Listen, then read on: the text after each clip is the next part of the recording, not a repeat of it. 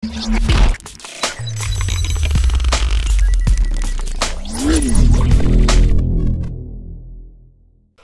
is good, guys? Matt from Duality Gaming here, giving you another video, and this one is discussing the PlayStation 4 Neo and the Scorpio, and basically all my thoughts about it, or who should get it, and all that, this, that, and the other. Now, I'm going to give it from a few perspectives. One, if Sony and Microsoft do not ever intend to go beyond this generation and just constantly do incremental hardware upgrades, then it's going to become really hairy in terms of a lot of things, and I'd recommend you go get a PC. Okay, we've got that one out of the way. Now, who is the PS4 Neo and the Scorpio really for? In my opinion, it's for the people that have kind of want those extra bits of like frames and resolutions. Basically, the people that want to be a PC gamer without being a PC gamer, essentially. Or another way is a cheap 4K option. I say cheap with air quotes because we don't know how much they are. Now, if you've got a 4K TV and you want to enjoy your consoles at 4K and you don't want to break the bank, if you're an Xbox One owner, I would recommend getting the Xbox One S, and then you're done forever. I feel if we're gonna have another generation, if we're gonna jump ahead, basically we're gonna get to the PS5 and the Xbox. I don't even know what to call it. Because Microsoft have very cheesy ways describing their things, like the Xbox 360 because it's a 360 experience, Xbox One because it's an all-in-one device. You see how these are working, so God knows. Or maybe it'll be called the Xbox One Infinite because there'll be infinite possibilities. One of that cheesy lines.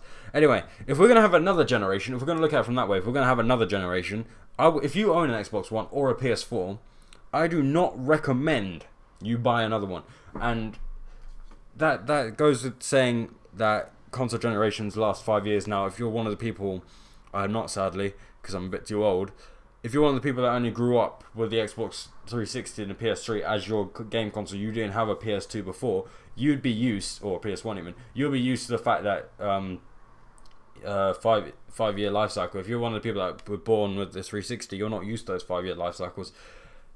With that being said, if this is Microsoft and Sony's way of kind of trying to survive the life cycle in terms of being able to make it more long and out, essentially. I was going to say longevity, but I couldn't. Long and out, essentially. Then obviously this is one way of doing it, and I would recommend, if your PS4 or Xbox One died, if it just died randomly and the Neo was out, then I'd recommend, yeah, go for it. If you got a PS4 or an Xbox One and they're planning to have a new generation, I would not recommend this to you. These are for the people that just kind of want to push the pixels, essentially. So if you're one of those people that don't want a PC game, or you don't want to have that 4K option in terms of, what's the word, you don't want to play 4K on PC because of the way PCs are, and it will be quite expensive to get a 4K PC, then this is for you. If you really want the best in terms of home entertainment, in terms of what you can play on your TV, knowing your games are going to work on a control pad, and that you have enough money, obviously. If that's you, if I've just described you in terms of what you believe in gaming, these are for you. If you're just a person that wants the latest games and do not care about graphics or frame rate too much, get this. Now, I'm saying don't get this even. Obviously, there is one big issue with the whole fact of people have been speculating, and it did happen with Nintendo in terms of 3DS. If once the Scorpio is out, and let's just say Scorpio for the sake of it, and the Xbox One S, those two are more. The Xbox One S and the Scorpio is more powerful than the base model Xbox One, and people have speculated that developers may leave that in the dust. If that happens, then obviously after a while you may have to do it, or whatever. I reckon by the time it gets to that, 4K gaming will be a lot more viable.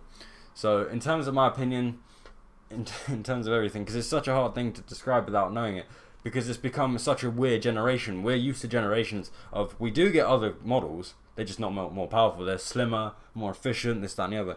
This is the first generation we get anything like this, barring Sega.